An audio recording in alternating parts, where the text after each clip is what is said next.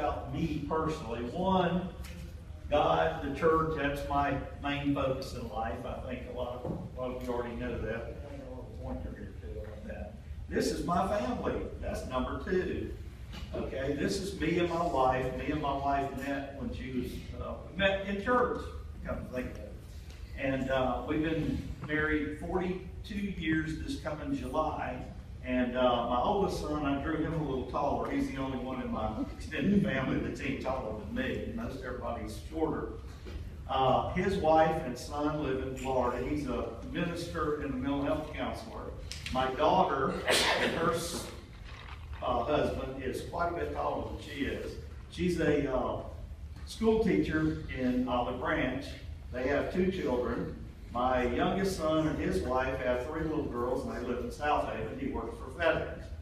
So, and David, my son-in-law, would get along good with Ken, Nick, and Scott Pinto, because he's a computer guy. I call him because I don't know anything about computers. That's why I'm not doing a PowerPoint. Y'all remember the fiasco last time with my PowerPoint. I took a deal from Daniel. I like the old-fashioned way, Daniel. I like it. This kind of works, doesn't it? Okay, top quality. I was thinking nobody's ever asked me why I named the company Top Quality. When my wife and I moved to Ocala, Florida, a couple of months after we got married, we moved from Pensacola to Ocala, and on the radio almost every morning driving to work was a company called Top Quality Farm Market, talking about the quality of their produce and this, that, and the other. And I thought, what a cool name. If I ever have a business, I'll name it Top Quality. So, name kind of says it all, doesn't it? So, anyway, what do? We do heating and air conditioning. I'm the easiest person in this room to give a referral to, I believe. Everybody virtually has given me referrals. Most of you are my customers at one time or another. You've had a need that we could fill. While everybody was going around the room doing their 60-second today, something kind of dawned on me that maybe everybody knows, but we didn't maybe actually put it together. And that is, everybody in this room solves somebody else's problems. You solve somebody else's problems, Garrett. You solve a lot of problems. And just about everybody offers a high quality product, or they solve somebody's problem, or they save people money. Virtually everybody in here saves people money. And there's some people like Mark Ruhlman that can make people money. Well, one thing with the products that we offer, we can make you money. If we lower your utility bills, the equipment that you buy to lower your utility bills has a payoff, but the power company never has a payoff. If you lowered your utility bills $50 a month and that equipment paid off in a certain length of time and you stayed there beyond that time, all that's money in your bank account that would be going to MLGNW. I'm often asked, what is a heat pump? Because I promote heat pumps quite a bit. The easiest way to explain a heat pump, most everybody's seen a window unit, window air conditioner. It blows cold air inside, and if you walk behind it outside, it blows hot air outside. Essentially, if you took a window unit and turned it around, it would blow hot air inside in the winter and cold air outside. That's essentially, in a roundabout way, what it is. Most people have a split system, called a split system air conditioner. You have an outdoor unit, you have an indoor furnace of some type, electric or mostly gas in this area, and you have what's called, most people are familiar with what's called an A coil. That's the part that gets cold. The blue out here gets hot, the green in here gets cold, and you typically have a duct system with air distribution throughout your house. That's telling you a little bit about this. So I can tell you about what we've been talking about lately, and that is free hot water, heat recovery units.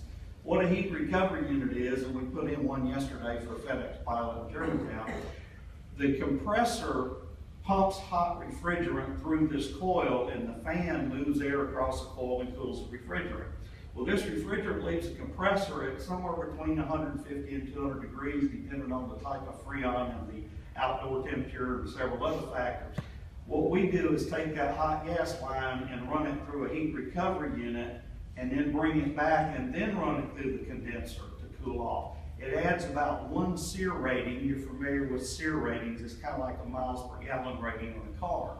But it adds about 1 SEER rating, makes your unit run more efficiently because you're extracting a lot of the heat from the refrigerant. And we put the heat through a little pump. It pulls cold water out of the bottom of your water heater, runs it through the heat recovery unit, picks up this free heat that your heat pump is producing or your air conditioner is producing, and puts that water, hot water, back into the top of your water tank. I have a 50-gallon water heater. We're just empty nesters, only 2 people at home. And we have a water heater timer that only lets my elements come on in my electric water heater a couple hours in the morning, a couple hours at night. The colder it is outside or the warmer it is outside, we've got all the hot water we can use. And we did this system. We did a few other things, but this is primarily I think this is primarily the energy saving thing that we did 5 years ago. We did 2 or 3 things, but this I think is the most cost effective. We cut our utility bills $80 a month, year round, $80 a month by having a heat pump and a heat recovery unit. That, depending on the cost of the system, people say how much it costs. It's kind of like saying, well, how much is it to put flooring in my house? Well, it depends on the house, the flooring, and about 50 other factors. Doesn't depend to me. Right. There's just no square foot price for whatever.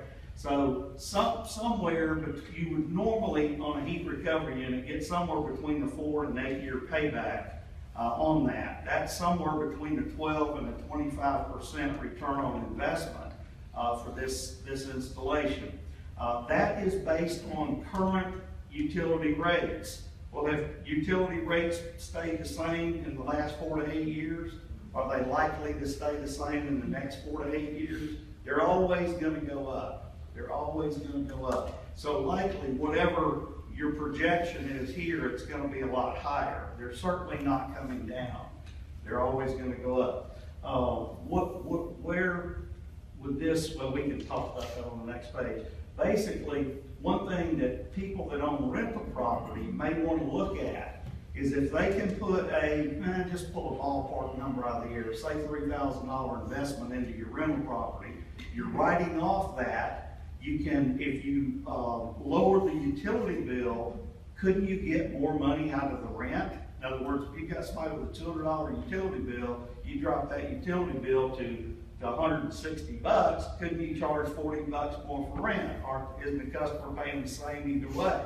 If that, this is something, and then at the end of, let's say, 4 years, this system's paid for, well, you keep putting that $40 a month in your pocket instead of MLG&W's pocket. And you're buying, I'd rather buy an asset than rent something. And kind of what we're looking at here. Now, as far as referrals go, who needs hot water? Well, we know residential people need hot water. Everybody needs hot water, but we want to kind of focus a little bit more on commercial. A couple of things we can knock out as far as on the residential end. We don't do apartment complexes. Someone would need to own the property that we put the heat recovery unit in, because you have to have the one, you're not going to put that kind of investment in a rental property that you don't own. But so everybody in residential except the renter themselves. If you're renting an apartment, you're not going to call me and put a heat recovery unit in. Commercial though, let's think of some places. No, marker here. Start writing down here. Green's my favorite color. It's the color of money. We'll write that. We'll use green. What are some commercial establishments you can think of that use hot water? Restaurants. Restaurants. Laundry salons. Restaurants. Spas. Hair salon. Laundromats. Laundromats. I actually hadn't thought about that. Laundry. Can't read my writing anyway. Okay. What else? Manufacturing.